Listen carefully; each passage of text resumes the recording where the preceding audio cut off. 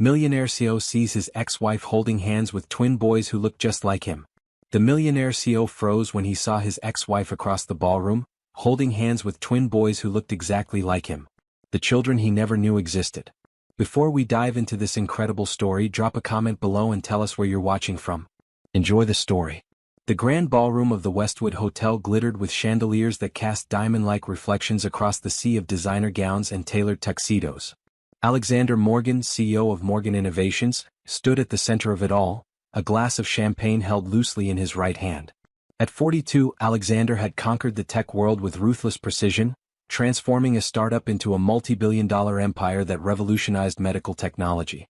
Tonight was the annual charity gala for the Morgan Foundation, where the elite paid $10,000 per plate to support medical innovations for underserved communities. The donation total has already surpassed last year's by 30%, Mr. Morgan, said Jessica, his executive assistant, appearing at his side with a tablet displaying the evening's figures. Alexander nodded, his steel-gray eyes scanning the room with practiced detachment. Excellent.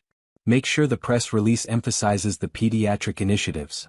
For all the success that surrounded him, the Manhattan penthouse, the private jet, the Swiss chalet, the billions in his accounts, Alexander Morgan carried a profound emptiness that his wealth couldn't fill.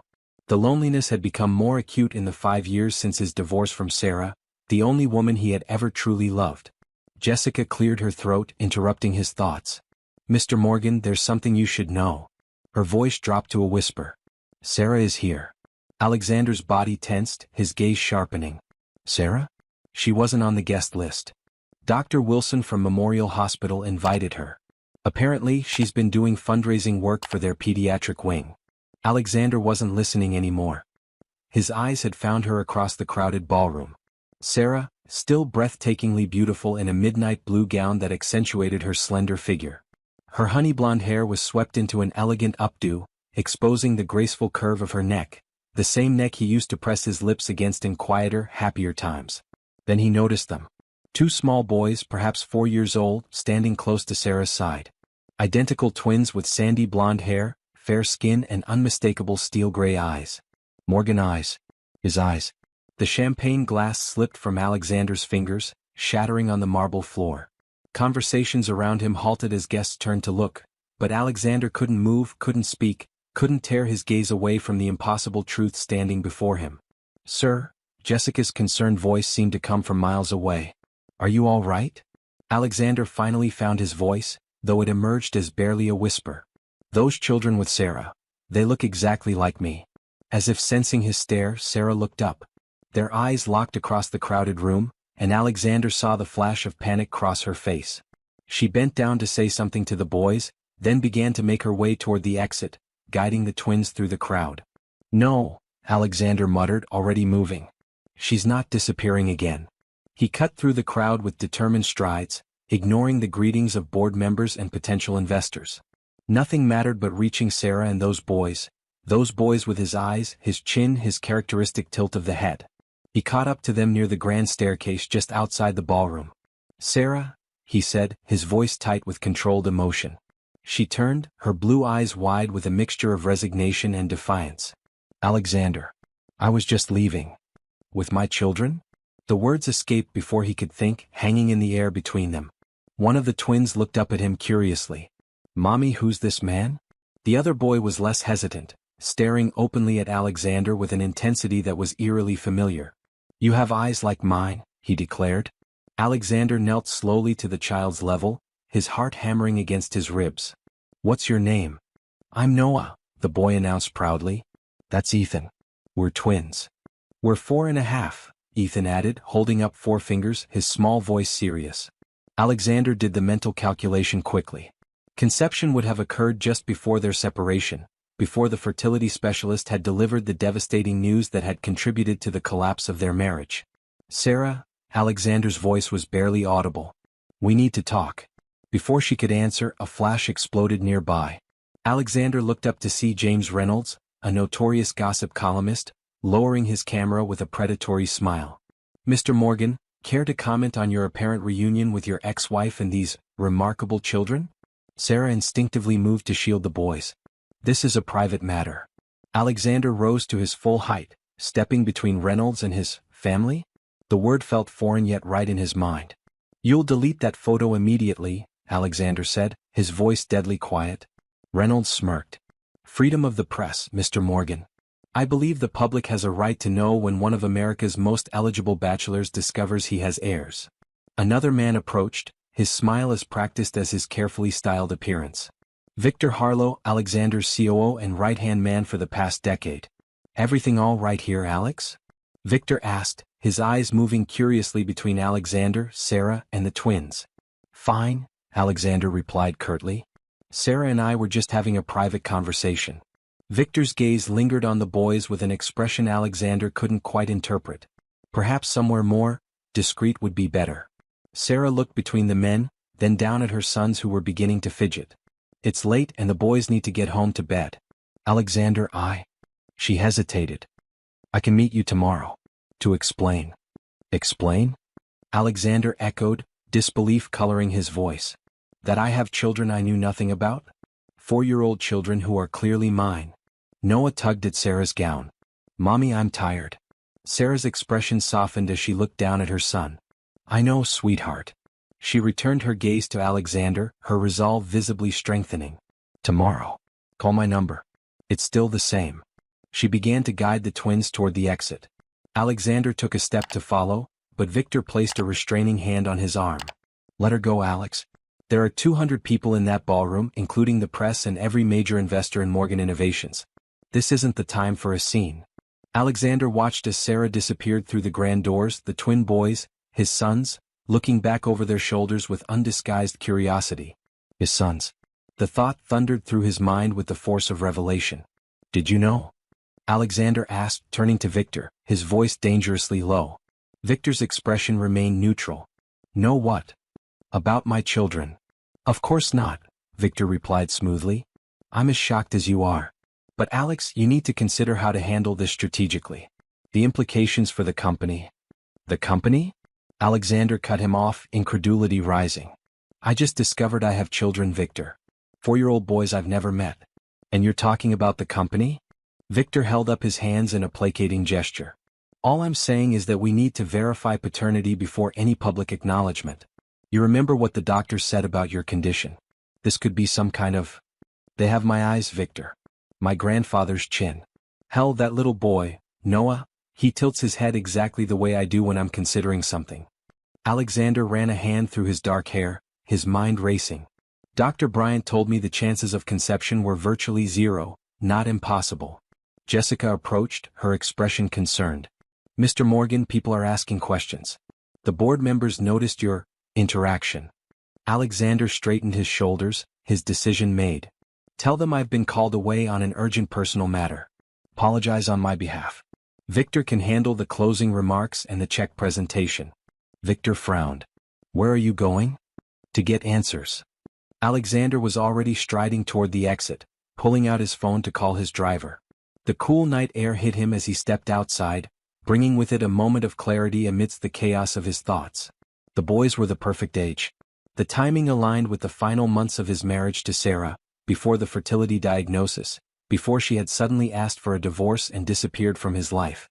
But why? Why would she keep his children from him? Sarah wasn't vindictive or cruel. It made no sense. As his sleek black Bentley pulled up to the curb, Alexander caught sight of Sarah helping the twins into a modest sedan at the far end of the valet line. For a brief moment, their eyes met again across the distance. In that look, Alexander saw something unexpected. Not guilt. Not defiance. Fear. Inside his car, Alexander pulled out his phone, scrolling to a contact he hadn't used in years. Dr. Alan Bryant, the fertility specialist who had delivered the devastating news that had changed the course of his life. "This is Alexander Morgan," he said when the call connected. "We need to talk about my diagnosis. Tonight." 30 minutes later, Alexander sat in the elegant living room of Dr. Bryant's Upper East Side apartment, a tumbler of scotch untouched in his hand. "I never said it was impossible," Dr. Bryant insisted, his bow tie undone after a hasty return from his own evening out. "The likelihood was extremely low, less than 3%, but not zero." Alexander leaned forward. "And yet my ex-wife has twin boys who are unquestionably mine. Boys conceived around the time of your diagnosis." Dr. Bryant shuffled uncomfortably. Medicine isn't always exact, Mr. Morgan. There are variables, exceptions, or mistakes. Alexander interrupted sharply. Or perhaps, influence? The doctor's face paled slightly. I don't understand what you're implying. My initial test results. I want to see them. All of them. That would be highly irregular after all this time. Alexander cut him off. I just discovered I have 4-year-old sons I never knew existed because I believed I couldn't father children. You'll forgive me if I'm no longer concerned with proper procedure. The doctor hesitated, then nodded reluctantly. I can access them from my home office. Give me a moment. While Dr. Bryant retrieved the records, Alexander pulled out his phone again, this time searching for news about Sarah. There was little to find. After their divorce, she had seemingly vanished from the high society circles they once frequented together. The last mention he could find was from 3 years ago, a small piece about volunteer work at Memorial Hospital's pediatric wing. Nothing about children. Nothing about twins. How had she managed to keep them hidden from the press all these years? And more importantly, why? Dr. Bryant returned with a laptop, setting it on the coffee table between them. Here are the digital records from your case file. Alexander leaned over to examine the screen, eyes narrowing as he scanned the technical data. I want to compare these with my most recent physical results. Mr. Morgan, many factors could have changed in 5 years. Age, lifestyle. That's not what I'm looking for, Alexander interrupted, pulling out his phone again. Jessica, I need you to send Dr. Bryant my medical records from last month's executive physical. All the raw data. Yes, now. It's important. While they waited, Alexander studied the doctor's increasingly nervous demeanor. Who else had access to my test results 5 years ago? Dr. Bryant blinked rapidly. No one outside my staff. Patient confidentiality is paramount in my practice. And your staff at the time included? Just my nurse and lab technician. And occasionally my administrative assistant when filing reports. Names? Alexander demanded. The doctor hesitated again. Mr. Morgan, I'm not comfortable with this line of questioning without understanding. Names? Alexander repeated, his voice carrying the steel that had made him one of the most feared negotiators in the business world. Maria Delgado was my nurse. She's still with me. The lab tech was Kevin Winters. He left about 4 years ago. My assistant then was Claudia something. Perez, I think. She was temporary.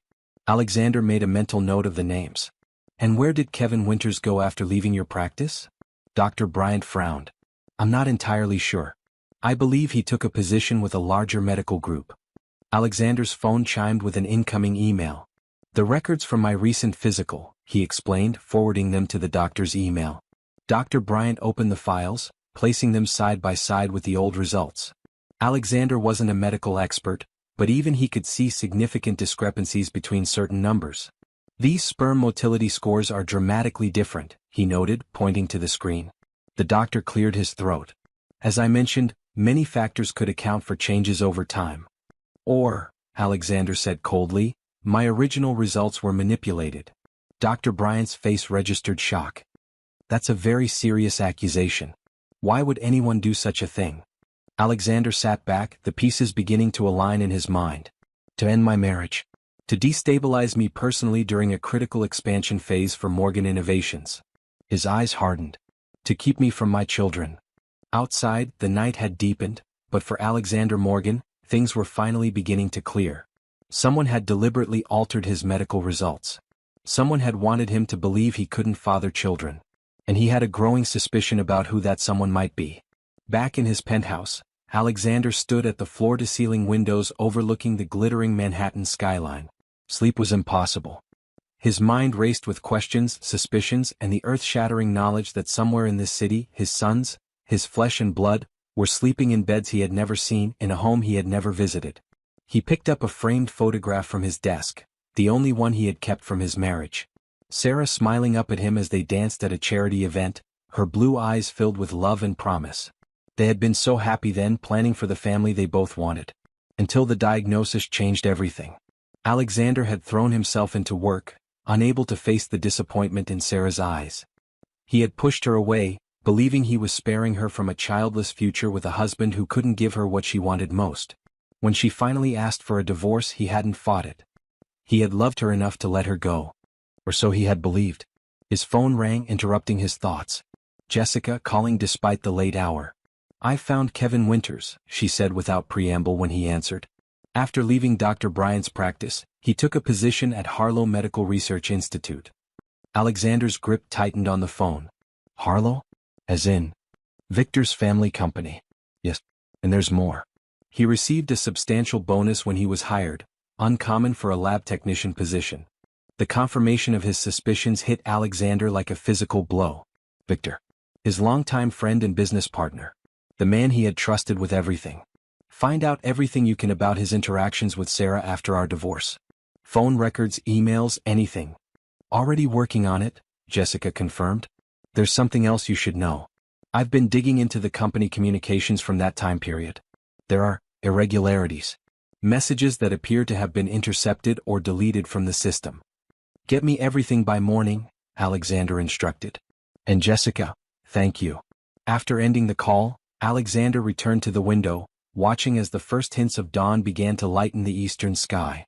In a few hours he would see Sarah again. He would demand the truth about their sons. And then he would begin to make right what had gone so terribly wrong. As the sun rose over Manhattan, Alexander Morgan made a silent promise to the two boys he had only just discovered. He would be the father they deserved, no matter what it cost him. No matter who stood in his way. Even if that someone was his closest confidant and business partner. At precisely 9 o'clock the next morning, Alexander Morgan stepped into his private elevator, bypassing the executive floor of Morgan Tower where the board would be gathering for their quarterly meeting. For the first time in 15 years, the company would have to proceed without him. Some matters took precedence even over billion-dollar decisions. "Mr. Harlow has called 3 times, Jessica informed him as she joined him in the lobby, handing him a sleek leather portfolio. "He's telling the board you had a medical emergency." "That's thoughtful of him," Alexander replied, his voice devoid of emotion. "What did you find?" Jessica opened the portfolio, revealing neatly organized documents. "Kevin Winters received a payment of $250,000 from a Cayman Islands account 3 days after your fertility test results were processed. The account traces back to a shell company owned by Harlow Holdings." Alexander nodded, unsurprised yet still stung by the confirmation of Victor's betrayal. "And Sarah?" "There were multiple calls from her to your private line in the weeks following your separation. All were logged by your assistant at the time, Martin Chin, but there's no record you ever received the messages." Jessica hesitated before continuing. "There's also this." She handed him a printed email with Victor's name in the sender field. It was addressed to the Morgan Innovations legal team, authorizing a cease and desist letter to be sent to Sarah Morgan regarding her harassment of you after the divorce. "He forged my signature," Alexander noted, studying the document. The digital signature was indeed his, but he had never seen this email, let alone authorized such action. "Yes, sir. And there's more. 3 months after your divorce was finalized, Mrs. Morgan, Sarah, made an appointment to see you in person. The visitor log shows she arrived, but Victor intercepted her in the lobby. Security footage shows them having what appears to be a heated conversation before she left in tears." Alexander's hand tightened on the portfolio, crinkling the expensive leather. "She was pregnant then?" "Most likely, yes." The car pulled up outside a modest brownstone in Brooklyn Heights, far from the gleaming skyscrapers of Manhattan where Alexander conducted his business empire. The neighborhood was pleasant but unassuming, tree-lined streets, local coffee shops, young families pushing strollers along the sidewalks. "This is where she lives?" Alexander asked, unable to keep the surprise from his voice. Sarah had grown up in wealth, the daughter of a prominent surgeon. During their marriage, she had managed their multiple homes and extensive social calendar with effortless grace. "She sold her inheritance properties after the divorce," Jessica explained. "According to property records, she purchased this home 4 years ago, just before the twins were born." Alexander stepped out of the car, instructing his driver to wait. As he approached the front steps, the door opened, revealing Sarah in casual weekend clothes, jeans and a simple blue sweater that matched her eyes. Gone was the elegant updo and designer gown from the previous night, but the wary expression remained. "You're early," she said softly.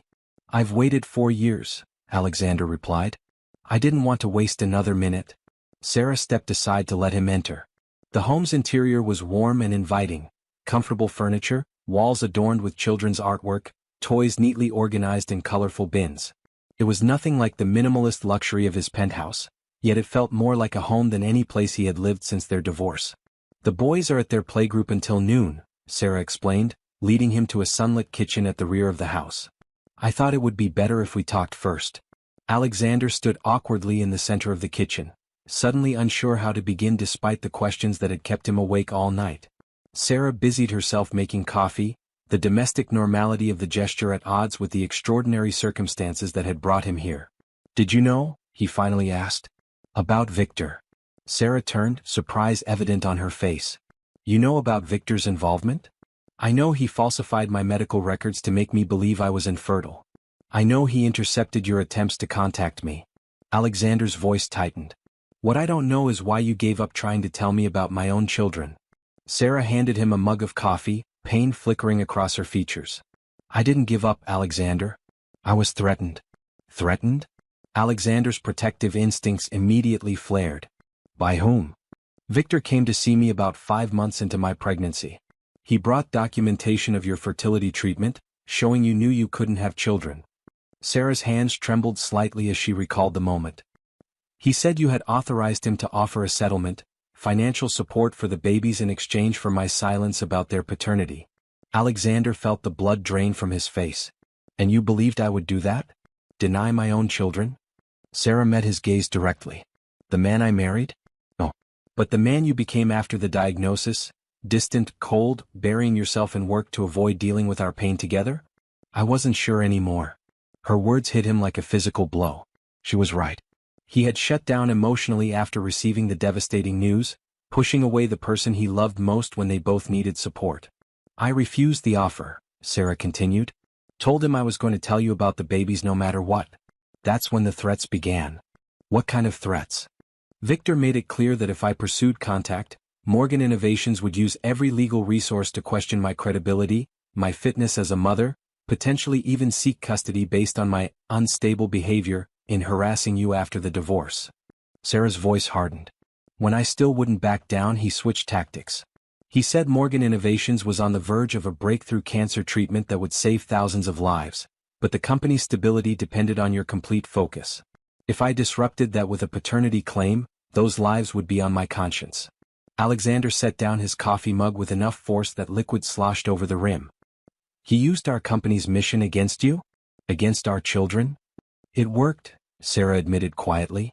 I couldn't risk being painted as an unstable, gold-digging ex-wife trying to trap you with someone else's children.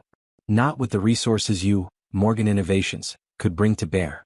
And I couldn't live with myself if I thought I'd delayed treatment that could save lives. She met his gaze. So I made a choice to raise our sons on my own, give them a stable, loving home, and protect them from becoming a media circus or a corporate liability. Alexander paced the small kitchen, struggling to process Sarah's revelation. The cancer treatment was real. We received FDA approval last year. It's already saving lives. He turned to face her. But using that to manipulate you to keep me from my sons? Victor will pay for that. This isn't about revenge, Alexander. It's about our boys. The simple statement stopped him in his tracks. Our boys. The reality of his fatherhood struck him anew. Tell me about them, he said, his voice softening. Everything I've missed. Sarah's face transformed as she spoke about their sons. They're incredible, Alexander. Smart, curious, kind. Noah is our artist. He sees beauty in everything, collects interesting rocks and leaves, notices details most adults miss. Ethan is more analytical, always figuring out how things work, asking questions that sometimes I don't even know how to answer. She pulled out her phone, opening a photo gallery that contained hundreds of images. The twins as newborns, their first steps, birthday celebrations, ordinary moments that collectively told the story of the lives Alexander had missed. They were born 6 weeks early, Sarah continued, showing him a photo of impossibly tiny babies in the NICU, connected to monitors and tubes. That was the scariest time of my life. Noah had respiratory issues at first, but they're both perfectly healthy now. Alexander studied each photo with aching intensity, trying to absorb 4 years of milestones in a matter of minutes. They're beautiful, Sarah. They ask about their father, she said quietly. I've never lied to them. I told them their daddy didn't know about them, but that he was a good man who helps people with his work. I have our wedding photo in my bedroom. They've seen it. That's why Noah recognized you immediately last night. Alexander looked up from the photos, his eyes bright with unshed tears. Thank you for that. For not making me a villain in their eyes. The front door chimed, interrupting their conversation. Sarah checked her watch with surprise. That's odd. The playgroup doesn't end for another hour. She went to answer the door, returning moments later with a harried-looking young woman and the twins. The boys' faces lit up with recognition when they saw Alexander. It's the man with eyes like ours, Noah exclaimed, while Ethan regarded Alexander with quiet curiosity. Miss Jackson said playgroup ended early today, Sarah explained, though her tone suggested she didn't quite believe this. The young woman shifted uncomfortably. There was a man asking questions about the boys outside the community center. He showed staff a business card from some tabloid. The director thought it best to send all the children home early. Alexander and Sarah exchanged alarmed glances. The news of their reunion at the gala was spreading faster than they had anticipated. After Ms. Jackson left, Sarah knelt before the twins. Boys, you remember meeting Mr. Morgan last night at the fancy party, right? They nodded solemnly. Well, Mr. Morgan is a very special person in our lives. Sarah looked up at Alexander, silently asking how he wanted to proceed. Alexander knelt beside her, bringing himself to the twins' eye level. My name is Alexander and I'm your father. The simple declaration hung in the air. Noah's eyes widened, while Ethan's brow furrowed in concentration. Like a daddy? Noah asked. Yes, Alexander replied, his voice thick with emotion. I'm your daddy.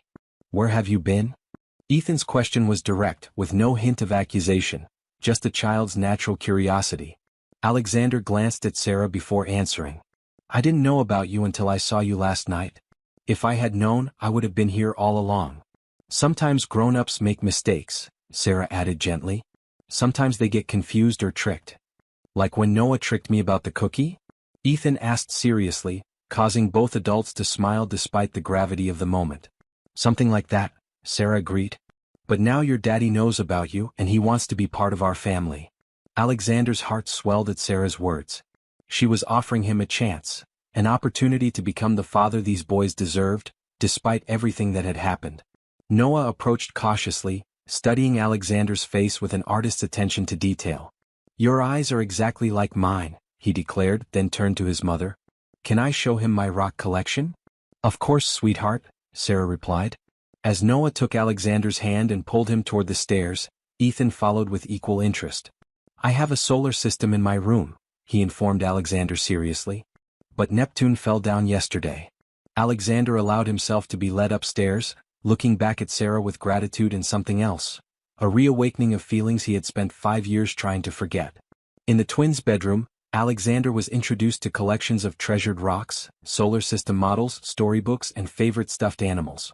The boys showed him their individual beds, Noah's covered with a dinosaur comforter, Ethan's with planets and stars, though they confided that sometimes they still like to sleep in the same bed, when the shadows get scary.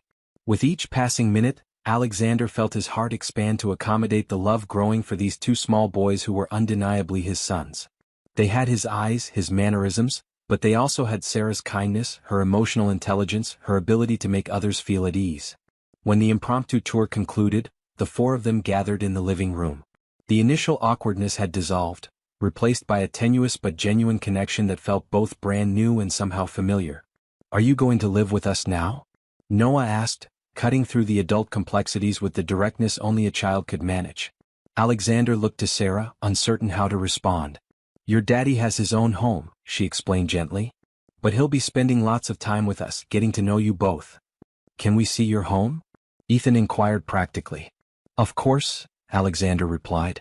Anytime you want. Does it have a pool? Noah's eyes widened with excitement. Alexander smiled. No pool, but the building has a rooftop garden with a view of the entire city. Wow, both boys breathed in unison. The moment of domestic tranquility was shattered by the insistent ringing of Alexander's phone. He checked the screen. Jessica. I need to take this, he apologized, stepping into the hallway. Jessica, what is it? Sir, there's a situation. Victor called an emergency board meeting in your absence. They're voting on whether to temporarily remove you as CEO, citing personal issues affecting your judgment. Alexander's jaw tightened. On what grounds? The press coverage of last night. It's everywhere. Photos of you with Sarah and the twins, speculation about paternity, questions about why you've kept them hidden. Victor is suggesting it shows a pattern of deception that could impact investor confidence. I'll be there in 30 minutes, Alexander stated, ending the call. When he returned to the living room, the boys were showing Sarah a drawing they had made. Alexander felt a pang of regret at having to leave so soon, but the threat to his company, the company that would someday be his son's inheritance, couldn't be ignored. Sarah, I need to go. Victor is making his move. Understanding immediately, Sarah nodded. Go. We'll be fine. Alexander knelt to say goodbye to the twins, promising to return the next day. As he rose to leave, he impulsively pressed a kiss to Sarah's cheek, surprising them both with a familiar gesture. Be careful, she warned quietly. Victor won't give up easily. Neither will I, Alexander promised. Not with so much at stake. The Morgan Innovations headquarters occupied 30 floors of a gleaming skyscraper in Midtown Manhattan. As Alexander's private elevator ascended to the top-floor boardroom, he reviewed the evidence against Victor one final time. The documentation was irrefutable. Medical records had been falsified, communications intercepted, threats made to keep a mother from contacting the father of her children. Beyond the personal betrayal, there were serious corporate governance and potential legal issues. Victor had acted against shareholder interests by deliberately destabilizing the company's founder and CEO for personal gain. When the elevator doors opened, Alexander straightened his shoulders and fixed his expression into the mask of cool control that had earned him the nickname Ice King in business circles. Jessica waited for him, tablet in hand. They're all inside, she informed him. Victor has convinced 6 of the 12 board members to support temporary removal. You need at least 2 of them to change their votes. And the press. Growing more frenzied by the hour.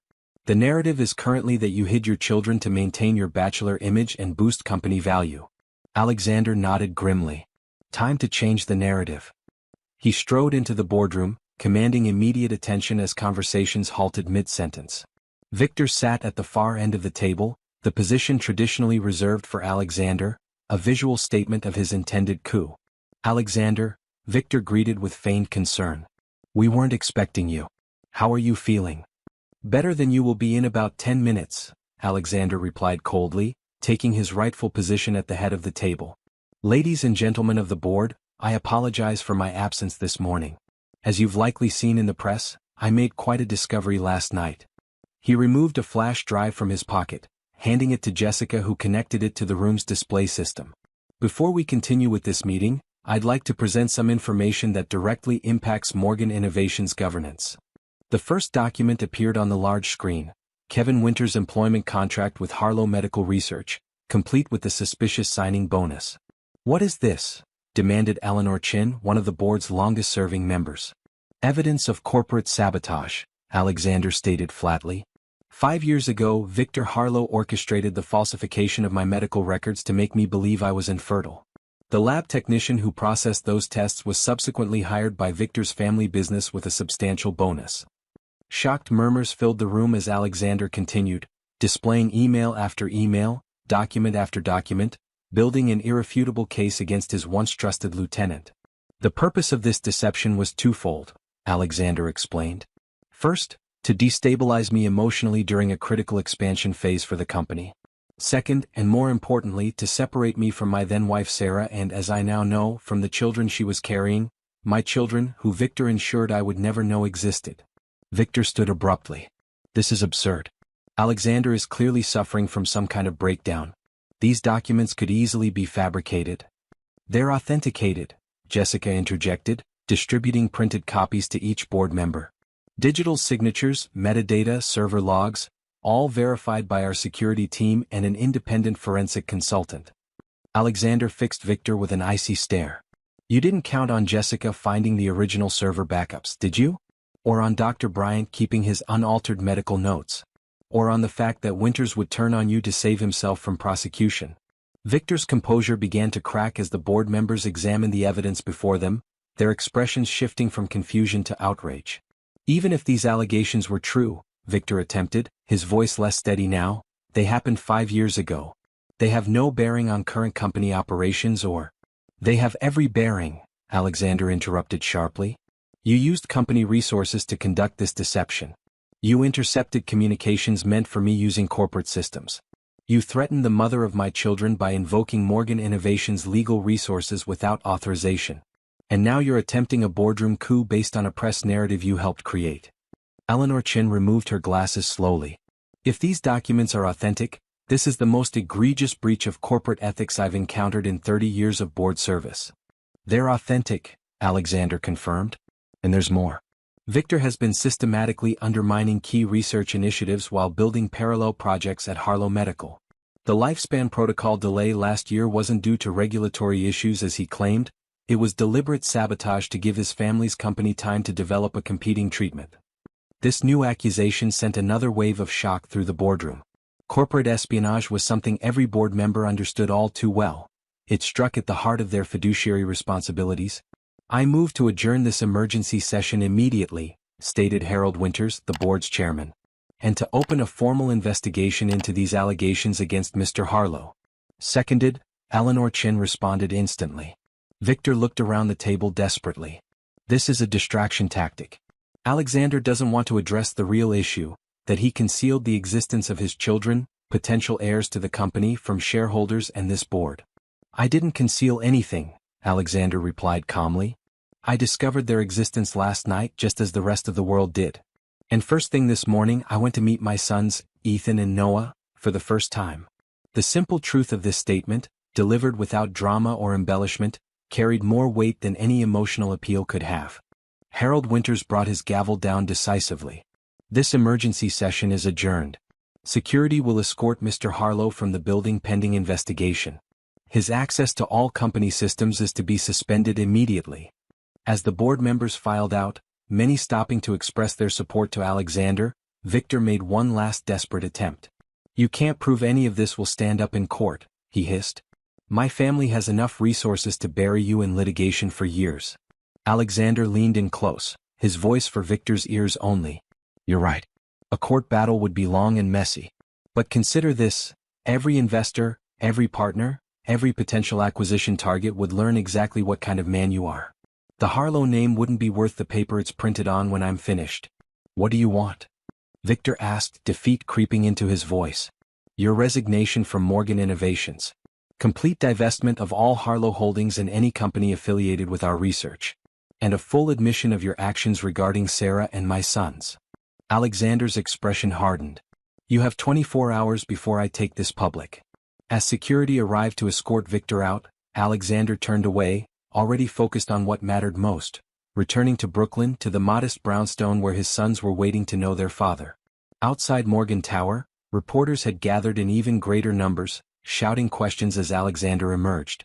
Mr. Morgan, did you know about your children before last night?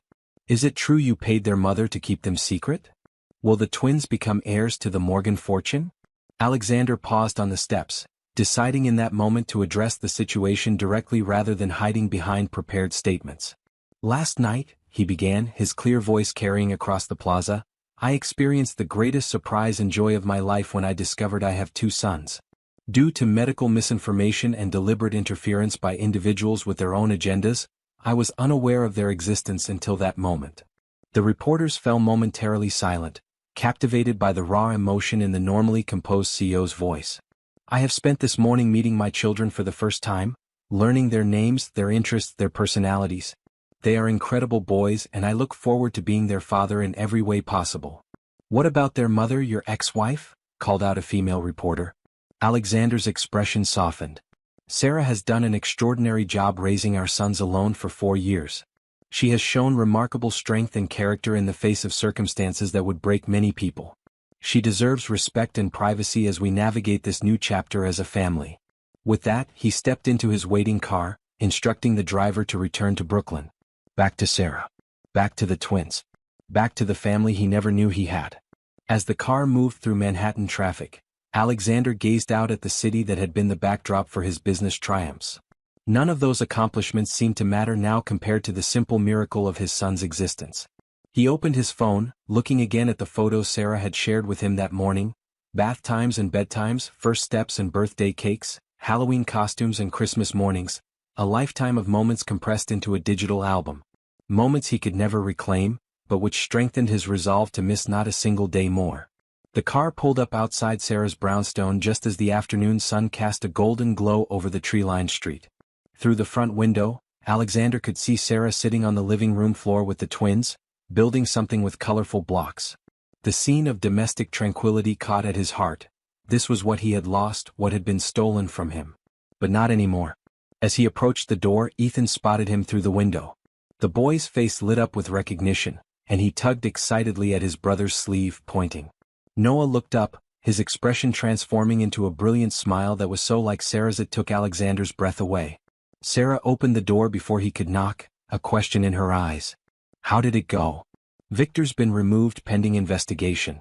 The board is fully behind me. He smiled, the weight of the corporate drama falling away as the twins appeared behind their mother.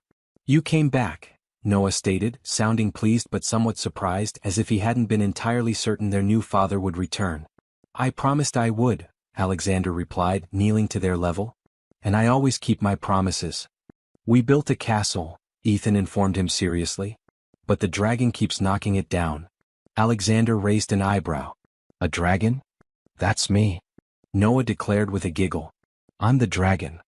Well then, Alexander said, rising and allowing himself to be pulled inside by small, insistent hands, I think you need someone to be the knight and protect the castle. You can be the knight, Ethan decided magnanimously. As Alexander settled on the floor with his sons, joining their game with a naturalness that surprised even himself, he caught Sarah watching them, her expression a mixture of joy and lingering uncertainty. There was still so much to resolve. Victor's formal removal, the public narrative, the practical arrangements of how Alexander would be involved in the twins' daily lives. But for now, in this moment, nothing mattered except the two small boys who had instantly claimed his heart, and the woman who had loved them enough to raise them alone. Daddy, you have to roar at the dragon, Ethan instructed seriously. Alexander complied, producing a playful roar that sent Noah into fits of laughter. Daddy. The word still felt new and wonderful on his son's lips. A title more valuable than CO, more meaningful than any he had ever held. Outside, the press would be gathering, the story spreading, the world speculating about the billionaire CEO and his newly discovered family. But here, within these walls, Alexander Morgan had finally found what all his wealth could never buy.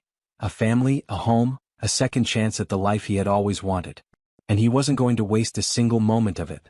The next 2 weeks unfolded in a whirlwind of activity as Alexander Morgan navigated his new reality. During the day, he managed the corporate fallout from Victor's betrayal, working with the board to stabilize Morgan Innovations and reassure investors. Evenings and weekends were devoted entirely to Ethan and Noah, building the foundation of a relationship that should have begun 4 years earlier. On this crisp autumn Saturday, Alexander stood in the kitchen of Sarah's brownstone, attempting to make pancakes under Noah's enthusiastic but not entirely helpful supervision. You have to make them into shapes, Daddy, Noah instructed, standing on a step stool beside him. Mom always makes mine like dinosaurs. Dinosaur pancakes, Alexander repeated seriously. That's quite advanced pancake technology. Perhaps we should start with circles and work our way up? Noah considered this compromise. Okay, but tomorrow we try dinosaurs. Deal, Alexander agreed, carefully flipping a slightly misshapen circle. From the doorway, Sarah watched their interaction with a smile. These small, domestic moments had become increasingly common over the past 14 days. Alexander arriving with fresh groceries, helping with bedtime stories, attending Ethan's science club, cheering at Noah's soccer practice. He approached fatherhood with the same intensity and commitment he brought to his business endeavors, determined to make up for lost time. Ethan's ready, Sarah announced. He wants to know if he should bring his space book for the boat ride. Today was a milestone, the first time Alexander would take the twins to his weekend home, a waterfront property on Long Island Sound where his yacht was docked. The boys had been counting down the days since he first mentioned the possibility of a boat ride.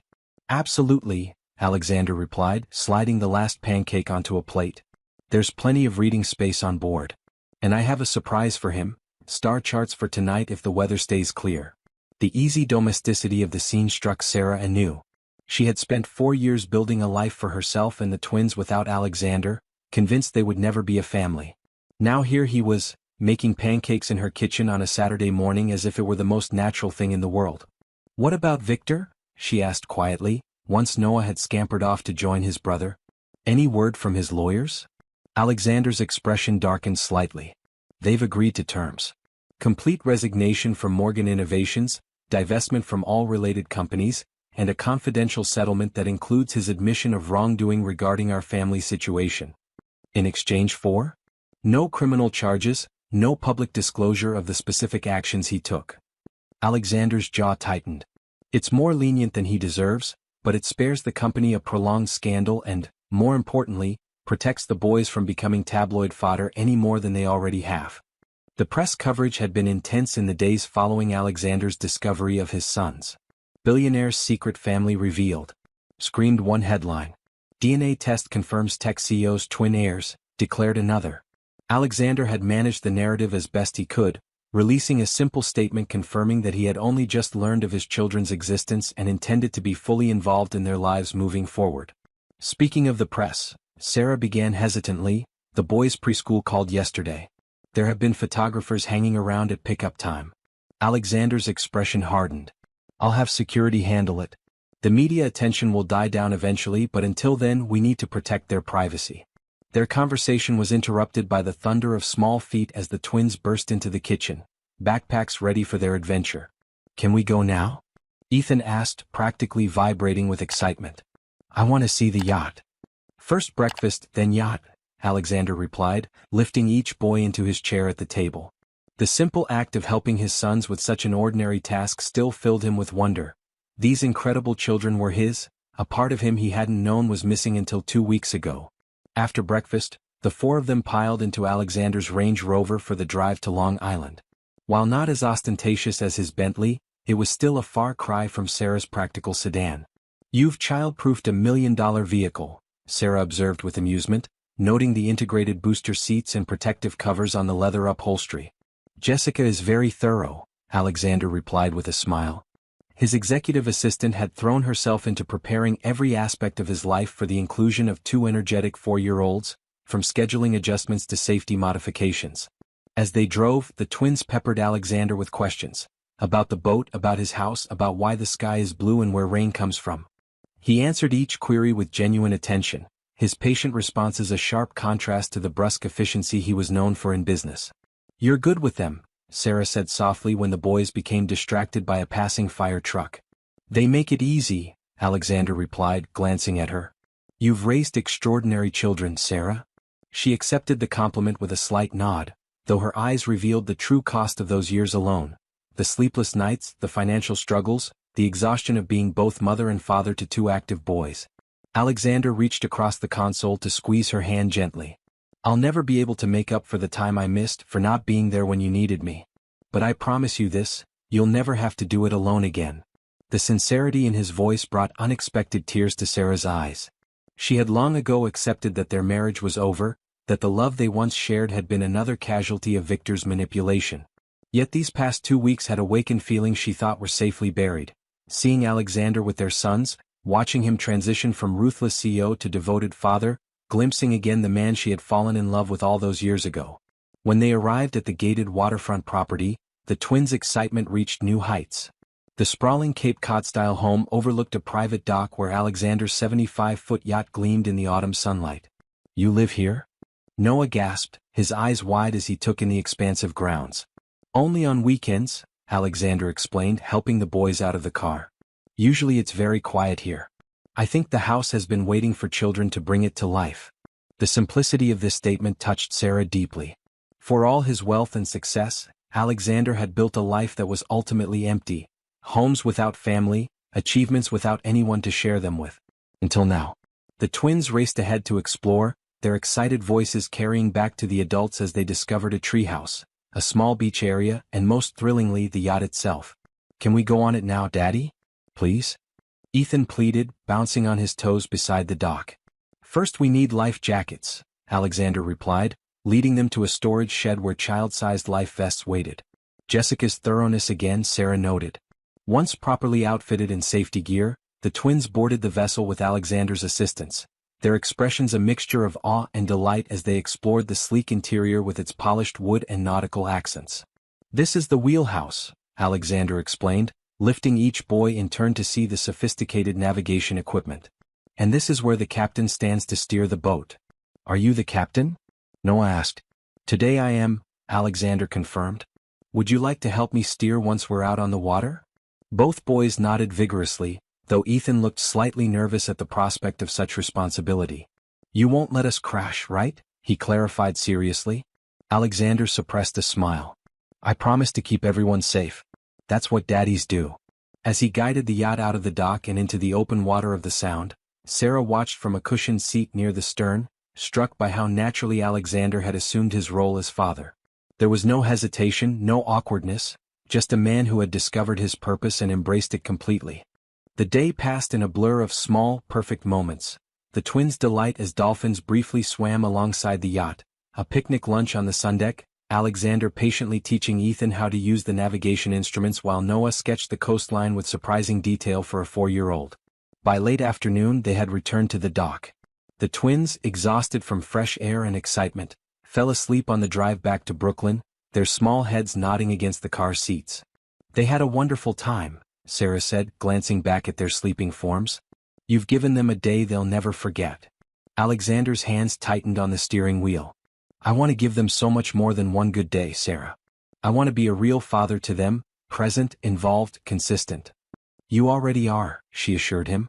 The way they look at you, they adore you, Alexander. I've been thinking, he said after a moment, his voice careful.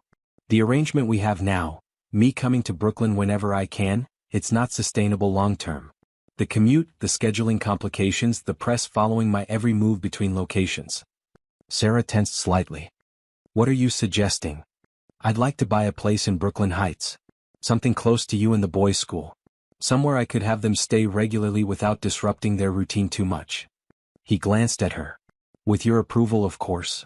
The consideration behind this request, putting the children's needs first, respecting the life Sarah had built, seeking proximity rather than demanding custody rights, spoke volumes about Alexander's priorities. I think that could work, she agreed softly. The boys would love having you nearby. And you? Alexander asked, his voice dropping slightly. How would you feel about having me nearby? The question hung between them, weighted with unspoken possibilities. Before Sarah could respond, her phone rang, the twins' pediatrician, Dr. May. She answered immediately, her expression shifting from surprise to concern as she listened. What is it? Alexander asked as she ended the call. The boys' medical records, Sarah explained. Dr. May says someone tried to access them today, someone claiming to represent Morgan Innovation's legal team. Alexander's face darkened. Victor. It has to be. But why? What would he want with their medical information? Leverage? Ammunition? Alexander's voice was cold. He knows the settlement agreement is being finalized on Monday. This is a desperate last attempt to gain some kind of advantage. The peaceful contentment of the day evaporated as Alexander accelerated slightly, his protective instincts fully engaged. I need to make some calls. We'll make sure the records are secured, and I'll have security stationed at your home tonight. You think he'd try to approach us? Sarah asked, alarmed. I don't think Victor would risk direct contact, but I won't take chances with your safety. When they arrived at the brownstone, Alexander carried the still sleeping twins inside, placing each boy gently in his bed. The tenderness with which this powerful man handled his small son stirred something deep in Sarah's heart, a bittersweet ache for what might have been, and perhaps for what still could be. After tucking them in, Alexander made several calls from Sarah's kitchen, his voice low but commanding as he arranged for a security detail for the brownstone and contacted his legal team about the medical record situation. Morgan, he concluded his final call, intensity radiating from him despite his measured tone. I want this handled by morning. Victor has had his last chance. He ended the call and turned to Sarah. I'm staying tonight. Security will be outside, but I want to be here in case. In case Victor does something desperate, Sarah finished for him. Alexander nodded grimly. The settlement agreement prevents him from ever revealing his role in what happened to us, in exchange for my silence about his corporate espionage. If he's trying to access the boys' medical records, he's looking for a way out, or a way to fight back. But what could possibly be in their medical history that would help him? Nothing legitimate, Alexander replied. But medical records can be manipulated just like my fertility test was. He could be planning to plant something, create a narrative that the twins aren't actually mine, despite the DNA confirmation. Sarah sank into a chair, the weight of Victor's malevolence suddenly overwhelming. Will it ever be over? Will he ever just let us be? Alexander knelt before her, taking her hands in his. After Monday, yes. The settlement includes non-disclosure and non-interference clauses with severe financial penalties. Once signed, if he makes any move against us or the children, he loses everything. And until then? Until then, I'm not leaving your side. True to his word, Alexander remained at the brownstone that night, sleeping on the couch after checking and double-checking the locks and security system. His presence brought an unexpected sense of safety to the home Sarah had protected fiercely on her own for so long. In the middle of the night, a small voice woke him. "Daddy? I had a bad dream." Alexander sat up to find Ethan standing beside the couch, clutching his favorite stuffed astronaut, his small face troubled in the dim light. "Come here, buddy," Alexander said softly, lifting the boy onto his lap. "Do you want to tell me about it?" Ethan leaned against his father's chest, his voice small. "There was a monster trying to take me and Noah away from you and Mommy." The innocent fear cut straight to Alexander's heart. Had the boy somehow sensed the adult's tension about Victor? Or was this simply a typical childhood nightmare? "That sounds scary," he acknowledged, stroking Ethan's hair gently. "But you know what? No one will ever take you away from us. I promise." "Because you're strong?" Ethan asked. "Because I love you and Noah more than anything in the world," Alexander replied. "And love is the strongest power there is." This simple wisdom seemed to satisfy the boy, who nestled closer, his small body relaxing as sleep reclaimed him. Alexander continued holding him, marveling at the complete trust this child placed in him after just 2 short weeks. From the doorway, Sarah watched silently, heart full at the sight of father and son. This was the man she had fallen in love with years ago, compassionate, protective, capable of profound tenderness. "Bad dream?" she whispered, entering the living room. Alexander nodded. "He's already back asleep. Should I take him up to bed?" "Let him stay," Sarah suggested, sitting beside them on the couch. "He feels safe with you." Together they sat in the quiet darkness, their sleeping son between them, a moment of perfect peace amid the uncertainty still swirling around them.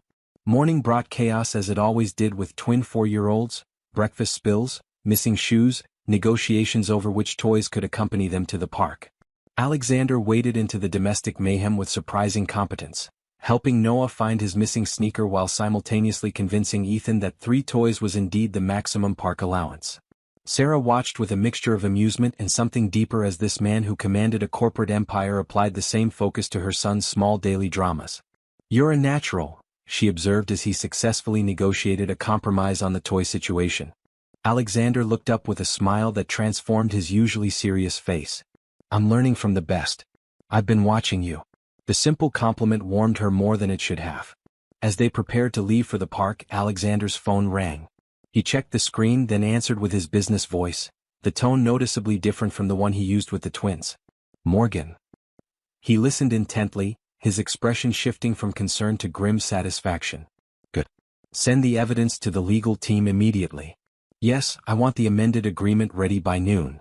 After ending the call, he turned to Sarah. "Victor's been caught.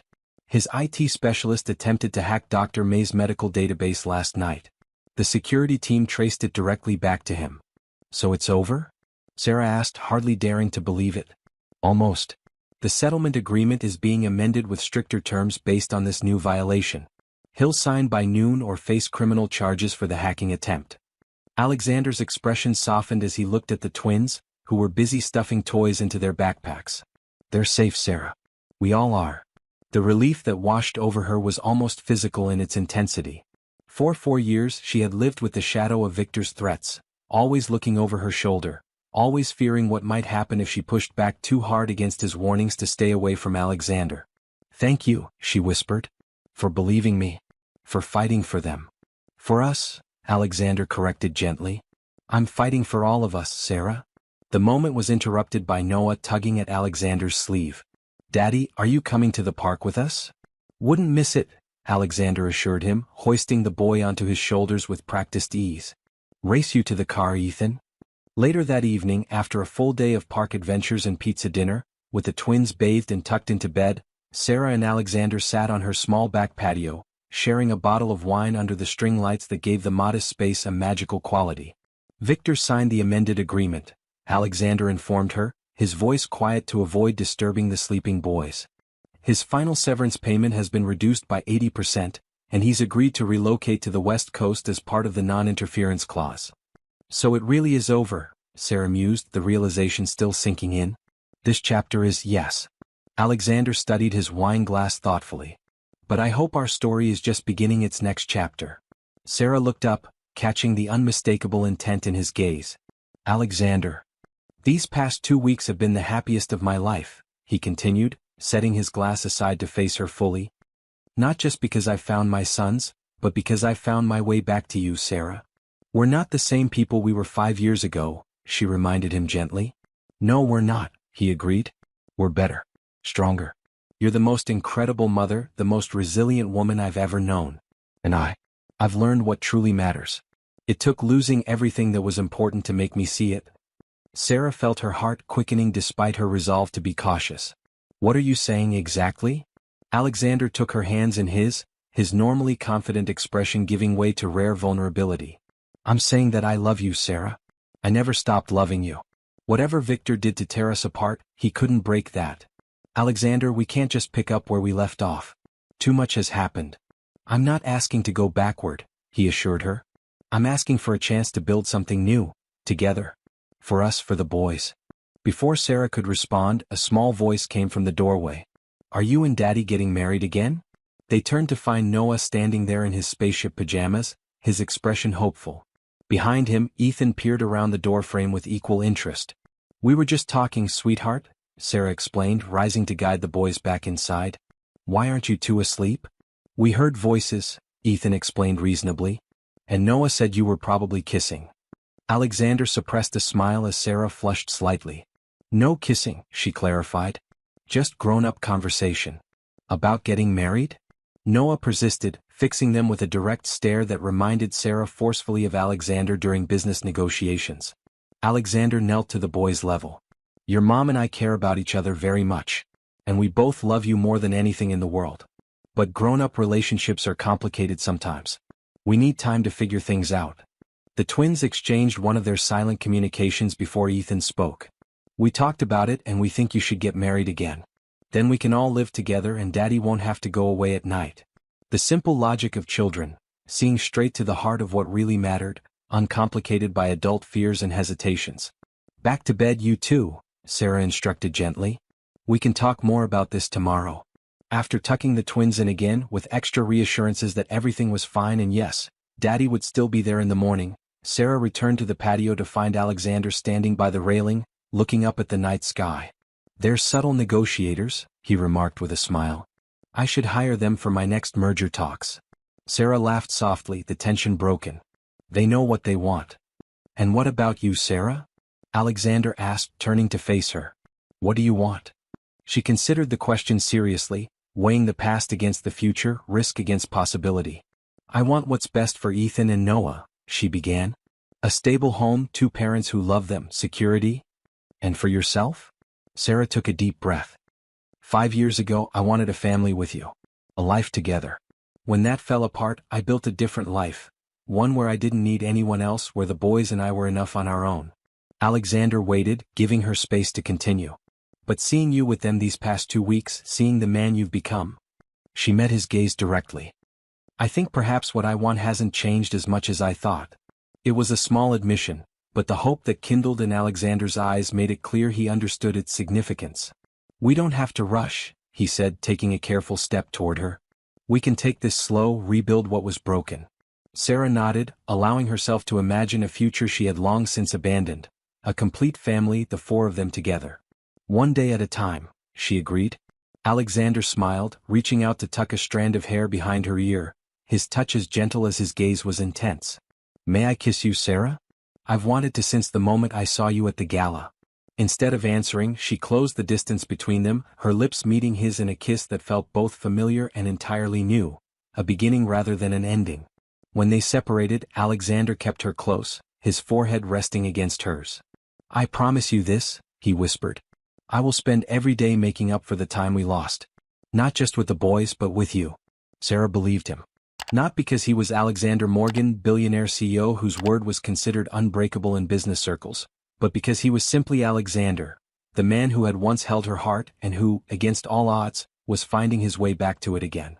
6 months later, the Morgan Foundation's annual spring gala was in full swing. The grand ballroom of the Westwood Hotel once again glittered with chandeliers and elegantly dressed guests, but this year the atmosphere was markedly different. In place of the solitary figure who had presided over last year's event, Alexander Morgan stood with his family beside him. Sarah radiant in a silver gown, the twins handsome in matching little tuxedos that they had insisted on despite Sarah's concerns about their ability to keep them clean for more than 5 minutes. "And now," announced the Foundation's director from the podium, "I'd like to introduce the new Morgan Family Initiative for Children's Medical Research, with a founding grant of $50 million. Applause filled the room as Alexander guided his family to the stage. Noah waved enthusiastically at the crowd while Ethan maintained a more reserved demeanor, though his proud smile when he looked up at his father was unmistakable. "Thank you," Alexander began, standing at the microphone with Sarah and the twins close beside him. "As many of you know, last year's gala marked a profound turning point in my life when I discovered I was the father of 2 remarkable boys." He looked down at Ethan and Noah, his expression softening visibly. "What you may not know is that for 4 years, due to deliberate deception, I was denied the joy of knowing my sons. Their mother, Sarah, raised them alone, ensuring they had everything they needed despite significant obstacles placed in her path." Sarah squeezed his hand in silent support as he continued. "The Morgan Family Initiative will fund research into conditions affecting children, but it will also provide legal support to parents separated from their children through deception or coercion, and establish support systems for single parents facing similar challenges to those Sarah overcame." The crowd's applause was genuine, touched by the personal nature of this new venture. Among them, Jessica watched with approval.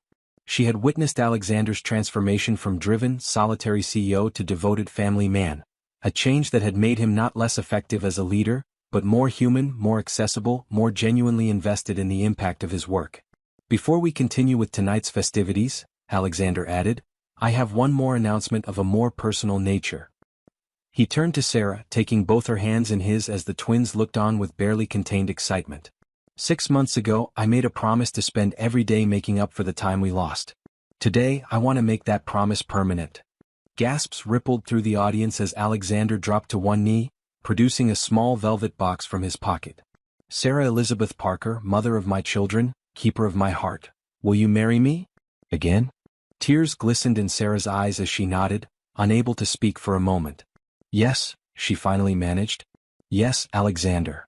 The twins erupted into cheers, Noah actually jumping up and down while Ethan beamed with the satisfaction of a carefully laid plan coming to fruition. "We knew it," Noah announced into the microphone that was still picking up their voices, causing ripples of laughter throughout the ballroom. "We've been asking for months." As Alexander slipped the ring onto Sarah's finger, a platinum band with a significant center diamond flanked by 2 smaller stones representing the twins, photographers captured the moment. But unlike the invasive paparazzi shots from 6 months ago, these were photos the family had invited, part of their decision to control their own narrative going forward. "I love you," Alexander whispered to Sarah as he rose, before turning back to the crowd. "Thank you all for sharing in our happiness tonight. Now, I believe my sons promised me they would demonstrate their recently acquired dancing skills, so if you'll excuse us." The family made their way to the dance floor, where Alexander lifted each twin in turn to dance, with their mother before taking Sarah into his arms for a proper waltz. As they moved across the floor, their joy was palpable, a stark contrast to the isolated figure Alexander had cut at this same event a year earlier. "Happy?" he asked Sarah softly. "Beyond words," she replied, her eyes shining with love and promise. "We have everything we were meant to have, Alexander. Everything they tried to take from us." Later that evening, after the twins had finally succumbed to exhaustion and were sleeping in the hotel suite's 2nd bedroom, Alexander and Sarah stood on the suite's balcony overlooking the city lights. "I had a call from Victor's lawyer today," Alexander mentioned, his arm around Sarah's waist. She tensed slightly. "What did he want?" "To inform me that Victor is honoring his agreement. He's relocated permanently to Singapore, well beyond the distance specified in our settlement. His shares in Morgan Innovations have been divested, and he signed additional paperwork acknowledging that he has no claims or rights regarding any Morgan family matters." Relief washed over Sarah's features. "So it really is finally over." "It's been over since the moment I saw you and the boys at last year's gala," Alexander replied, turning her to face him. "Everything since then has just been cleaning up the details." Sarah smiled, leaning into his embrace. "And beginning our real story." "Our family story," Alexander agreed, kissing her gently.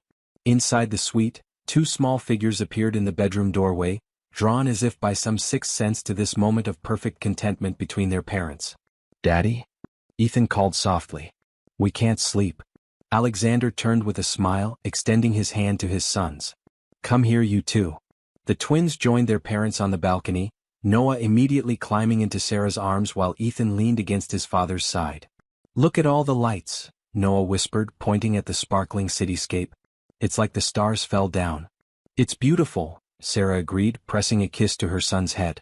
As the family stood together under the night sky, Alexander Morgan reflected on the journey that had brought them to this moment.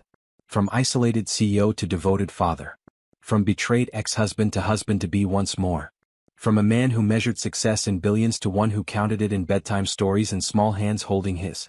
Victor had tried to destroy this family before it even began, using Alexander's ambition against him, calculating that the drive for success would outweigh the pull of family.